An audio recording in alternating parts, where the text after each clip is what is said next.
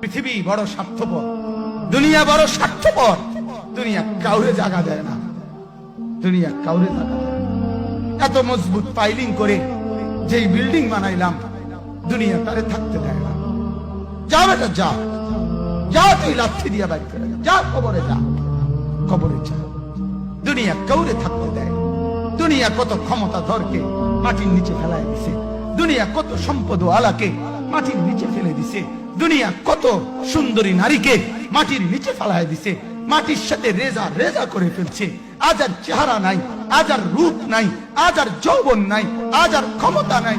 এমন বাদশা ছিল পৃথিবীতে যার হাতের আঙ্গুলের ইশারায় মানুষের গর্দান উড়াইয়া দিত, যার হাতের ইশারায় উঠত মানুষ, বসত মানুষ। আজ বাদশারা নাই, আজ সম্পদওয়ালারা নাই, আজ মালওয়ালারা নাই। দুনিয়া কাউরে থাকতে দেয় না, কাউরে না দোস্ত, কাউরে দেয় না। দুনিয়া দাদারে আমার থাকতে দেয় নাই। আমার দাদারে আমি দেখছি, আজ আমার দাদা নাই। আমার নানারে আমি দেখছি, আমার নানা নাই। আমার দাদিরে আমি দেখছি, আমার দাদি নাই। আমার নানিরে আমি দেখছি, আমার নানি নাই।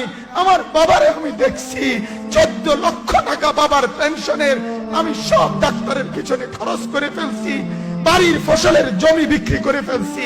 আমার বাপ যেন না মরে বারবার বারে হসপিটালে নিছি, কিন্তু দুনিয়া আমার বাপকে থাকতে দেয় নাই। আমার বাপ কবরে চলে গেছে।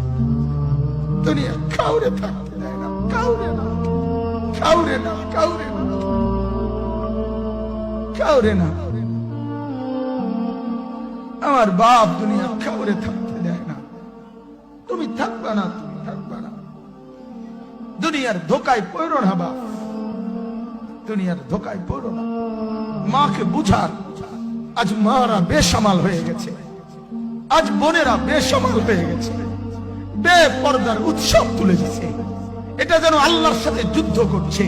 আল্লাহ করোনা না, তুমি আরো কিছু দাও, আমরা বেপরদিকে ছাড়বো না। যুবক ছেলেগুলো যেন বলতেছে, আল্লাহ তুমি করোনা দেওয়ার চাই দাও, অশ্লীল ছবি দেখা, ফেসবুকে নর্তকী দেখা আমরা ছাড়বো না। দেখি তুমি কি করতে পারো, তুমি যা করার করো।